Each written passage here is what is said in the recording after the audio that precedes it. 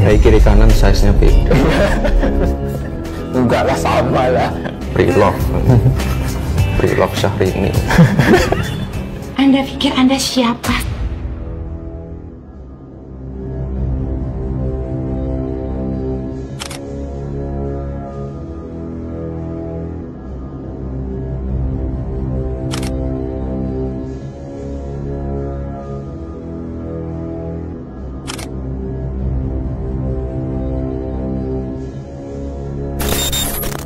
Ketika teknologi bocorin rahasia anak presiden dan akun GoPay sampai hina Rasulullah.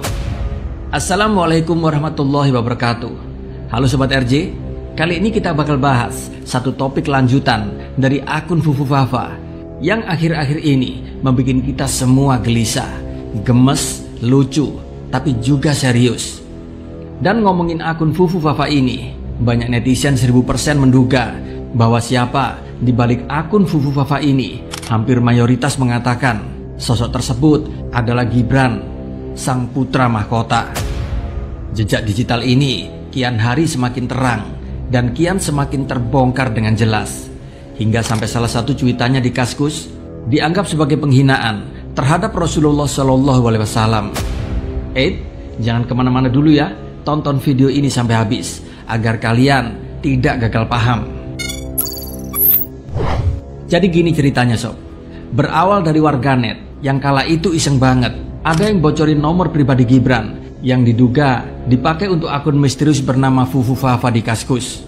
Nah, mungkin kamu mikir, ya udah terus kenapa? Siapa juga peduli sama akun Kaskus? Tunggu dulu sob. Ternyata rasa penasaran warganet ini sampai pada level eksperimen digital. Mereka lalu secara beramai-ramai mengecek nomor ini. Bahkan ada yang sampai nekat ngirim saldo ke nomor tersebut di GoPay. Dan boom, nama yang muncul Gibran Raka Buming Raka. Di sini sangat jelas banget, nggak bisa ditampik lagi bahwa nomor tersebut beneran punya Gibran. Ditambah semua tag di get kontak dan aplikasi Truecaller, semua mengerucut ke sosok anak Pak Jokowi ini. Dan nggak cukup sampai di sini, ada juga yang iseng mencoba lewat virtual akun BCA. Hasilnya nama yang muncul lagi-lagi nama Gibran.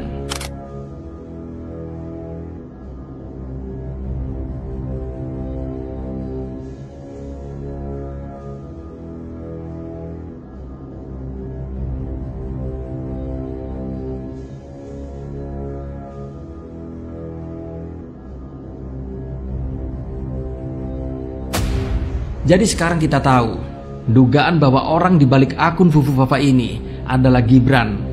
Gak cuma sibuk di dunia politik, tapi juga sempet-sempetnya nongkrong di forum Kaskus dengan akun yang cukup unik lah. Kok bisa gitu ya? Nah, disinilah kita bisa ketawa pahit. Akun yang diduga milik anak presiden ini, yang mestinya punya protokol keamanan kelas atas, malah ketahuan punya akun klamsi. Iya kan? Satu akun buat semua, Kaskus, GoPay, hingga BCA. Netizen pun sampai berkomentar, klamsi banget ya, definisi satu akun buat semua. Ceroboh bener nih orang. Di sini bukan cuma soal nomor. Akun Fufu Fafa ini juga bikin geger dunia maya atas rekam jejak digitalnya yang banyak dianggap lebih dari sekedar lucu-lucuan. Bahkan ini sangat begitu keterlaluan. Ada tuduhan berat yang menyeret akun ini loh. Bayangin, di tahun 2018, akun Fufu Fafa ini sempat bikin komentar yang dianggap menghina Nabi Muhammad SAW. Kala itu, seorang netizen di Kaskus menulis kritik soal pemimpin yang tidak mendukung alat transportasi yang ramah lingkungan. Dan si Fufu Fafa ini dengan entengnya lalu nulis, "Mau lo pakai unta kayak junjungan lo ya?"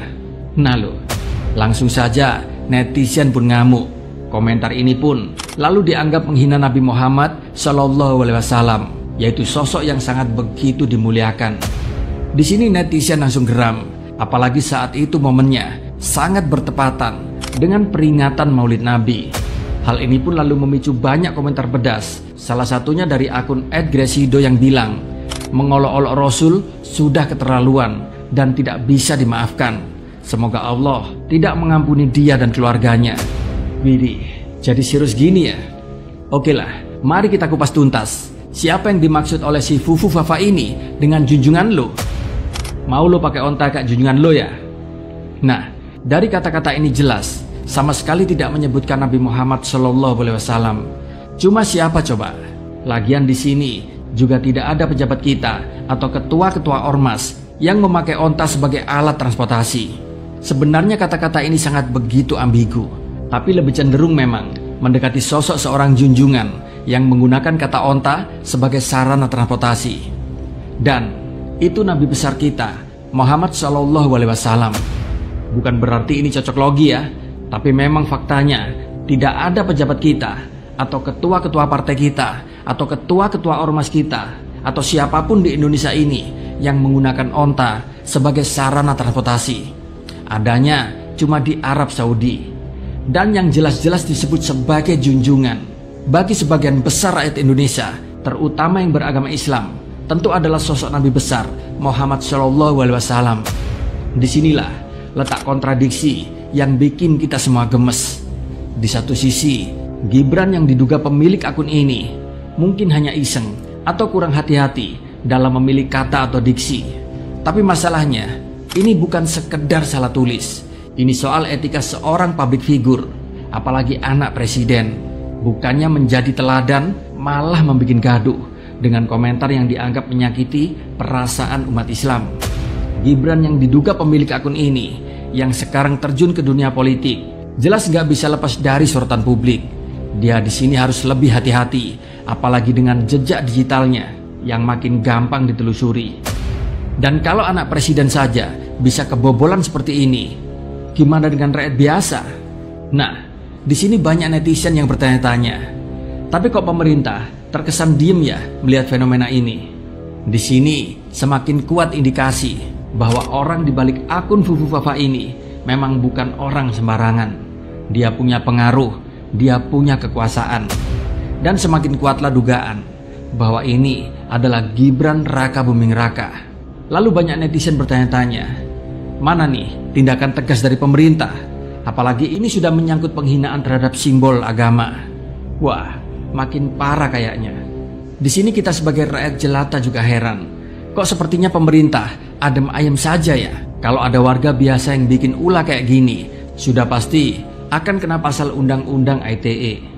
Dan dari awal bergulirnya kasus ini hingga sekarang ini, mulai dari membongkar boroknya si Fufu Fafa ini hingga Kominfo yang memberi banker perlindungan buat Gibran, hingga berujung kemarahan netizen yang beramai-ramai membongkar kian semakin dalam. Sudah kita baca. Itu memang bukan hasilnya apa enggak? Apanya? Tapi itu memang dipastikan Mas Wapres. Terpilih. Tapi itu Mas Gibran. bukan. Berarti akun siapa Pak? Kita nggak tahu, tunggu lagi. Tunggu aja ntar ada waktu. Ya sudah kemarin. Viral itu. Di sini membuktikan bahwa kebusukan akhirnya akan dikuliti oleh alam. Drama politik, etika, dan teknologi yang akhirnya lah membuka borok-borok di balik layar. Sekarang kita tahu bahwa jejak digital itu memang sulit hilang, bahkan untuk orang sekelas anak presiden. Di sini harapan kita, masyarakat Indonesia ini, pemerintah harus segera membongkar kebusukan siapa di balik akun Fufu Fafa ini. Walaupun banyak netizen saat ini sudah mengantongi banyak bukti kuat bahwa itu adalah Gibran, tapi kalau pemerintah hanya diam, di sini pun malah akan semakin membuat masyarakat curiga bahwa keluarga Jokowi memang sangat mustahil disentuh oleh hukum yang berkeadilan. Memang berat sih mengungkap kasus ini bila memang orang di balik akun Fufu Fafa ini adalah Gibran, karena ada beban moral yang harus ditanggung oleh Jokowi berserta kelompoknya. Dan jika Gibran terbukti sebagai pemilik akun Fufu Fafa ini dan tetap menjadi wakil presiden Indonesia, dampak buruknya pasti sangat begitu signifikan bagi citra Indonesia di mata dunia internasional. Yang pertama, reputasi Indonesia sebagai negara yang menjunjung tinggi etika dan moralitas dalam kepemimpinan pasti akan tercoreng. Seorang wakil presiden yang terlibat dalam skandal penghinaan terhadap agama dan perilaku-perilaku ceroboh di ranah digital dapat membuat negara ini dipandang tidak serius dalam menegakkan integritas public figure. Dari segi moral pun, masyarakat Indonesia bisa kehilangan kepercayaan pada pemimpinnya. khususnya generasi muda yang seharusnya melihat teladan dari seorang wakil presiden.